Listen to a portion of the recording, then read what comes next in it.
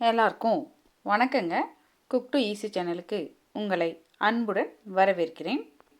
இன்றைக்கி ரொம்பவுமே ஆரோக்கியமான வாழைத்தண்டு பொரியல் எப்படி பண்ணுறதுன்னு பார்க்க போகிறோம். வாங்க இது செய்கிறதுக்கு தேவையான பொருட்கள் என்னென்னு பார்க்கலாம். இந்த வாழைத்தண்டு பொரியல் செய்கிறதுக்காக 1 கப் அளவுக்கு வாழைத்தண்டை க்ளீன் பண்ணி பொடிப்பொடியாக நறுக்கி எடுத்து வச்சுருக்கேங்க. அது கூடவே மீடியம் சைஸு பச்சை மிளகாய் 4 இல்லாட்டி 5 உங்களுடைய காரத்துக்கு தகுந்த மாதிரி நீங்கள் எடுத்துக்குங்க. 1 டீஸ்பூன் அளவுக்கு ஜீரகம், அது கூடவே 1/4 டீஸ்பூன் அளவுக்கு மஞ்சள் தூள் எடுத்துக்குங்க.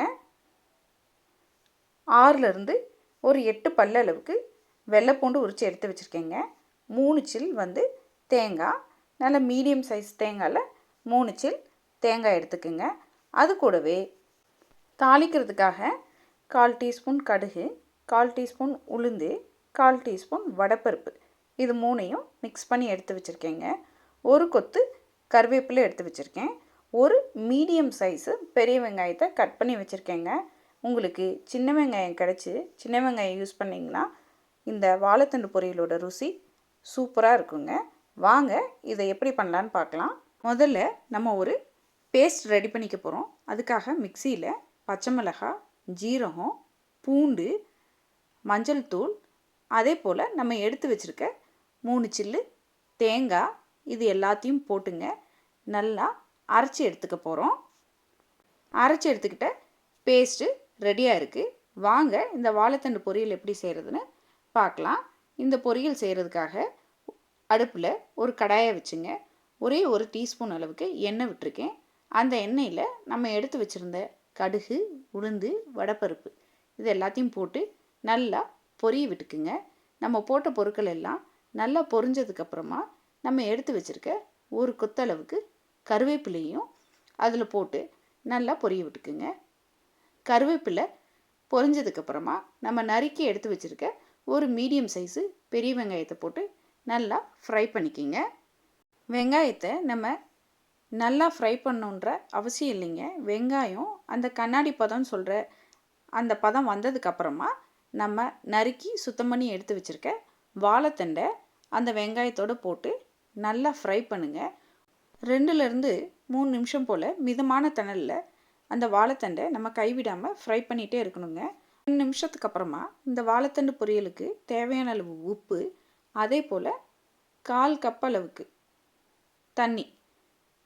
தண்ணி அதிகம் விடணுன்ற அவசியம் இல்லைங்க. வாழைத்தண்டுலேயே நீர் சத்து இருக்கிறதுனால இந்த 1/4 கப் அளவு தண்ணியே போதும். ஊற்றி ஒரு தடவை கிளறி விட்டுட்டு மூடி போட்டு சிம்மில் 2லேருந்து 3 நிமிஷம் போல் நல்லா வேக விட்டு எடுத்துக்குங்க. 2 நிமிஷத்துக்கு அப்புறமா நம்ம மூடியை எடுத்துகிட்டு பார்த்தோம்னா அந்த தண்ணியெல்லாம் வாழைத்தண்டு உள்வாங்கி நல்லா நமக்கு வெந்து வந்துருச்சுங்க. இப்போ இந்த ஸ்டேஜில் நம்ம அரைச்சி ரெடியாக வச்சுருக்க இந்த பேஸ்ட்டை வாழைத்தண்டோட நடுப்பகுதியில் கொட்டி மேற்புறத்தை வாழைத்தண்டால் மூடிடணுங்க. இப்படி மூடினதுக்கப்புறமா மூடி போட்டு இந்த கடாயை சிம்மில் ஒரு 1லேருந்து 2 நிமிஷம் போல் விட்டுறணும். அதாவது நம்ம போட்டிருக்க மசாலாலாம் இப்போ ஆவியில் உள்ளே வேகுதுங்க. 2 நிமிஷத்துக்கு அப்புறமா நம்ம மூடியை எடுத்துட்டு நம்ம போட்டிருக்க மசாலா எல்லாம் வாழைத்தண்டில் கோட்டாகிற மாதிரி கலந்து விட்டுக்குங்க. நல்லா கலந்ததுக்கப்புறமா ஒரு நிமிஷம் போல் கைவிடாமல் கிளறணுங்க. ஏன்னா நம்ம தேங்காய் இதெல்லாம் போட்டிருக்கோம். இப்போ இது அடிப்பிடிக்கிறதுக்கான வாய்ப்புகள் அதிகமாக இருக்குது. 1 நிமிஷம் போல் நல்லா கிளறி எடுத்திங்கன்னா நம்மளுடைய வாழைத்தண்டு பொரியல் சூப்பராக ரெடி ஆயிடுச்சுங்க. வாழைத்தண்டுக்கு மருத்துவ குணங்கள் அதிகமாக இருக்குங்க. அதனால் நம்ம இந்த வாழைத்தண்டை ஜூஸாவோ இல்லை இது மாதிரி பொரியலாவோ கூட்டாவோ செஞ்சு நமக்கு சாப்பிடும் பொழுது நமக்கு அதனுடைய முழு பலன்களும் கிடைக்குதுங்க. நீங்களும் ஒரு முறை இந்த வாழைத்தண்டு ரெசிபியை வீட்டில் செஞ்சு சுவைத்து பாருங்கள். கண்டிப்பாக உங்களுக்கு சுவை பிடிக்குங்க.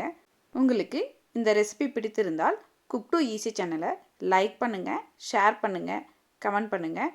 மறக்காமல் குக் டு ஈஸி சேனலை சப்ஸ்கிரைப் பண்ணிக்கோங்க. வணக்கங்க.